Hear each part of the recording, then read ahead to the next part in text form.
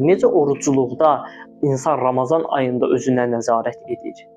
Necə nəzarət edir? Allahın halal buyurduğu şeylərə biz haram deyirik. Müəyyən saatlıq özümüzə haram deyirik. Niyə? Bax, sual yaranır. Biz məşq edirik, nəfsimizi, deyək ki, məşq elətdiririk. Ey insan, 11 ay ərzində də sən özünə belə nəzarət eləməlisən. Məşq elədin 1 ay, bitdi, qutardı, getdi, yenidən qayıdım əvvəlki vəziyyəti yox.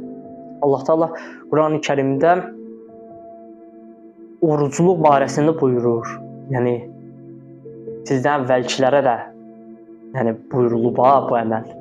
Daha sonra nə deyir? Daha sonra deyir ki, bəlkə təqvalı olasınız. Təqvalılardan olasınız. Yəni insan özünə nəzarət eləsə, artıq belə deyək ki, o təqvalı olmağa yaxındır. Nicat tapa bilər.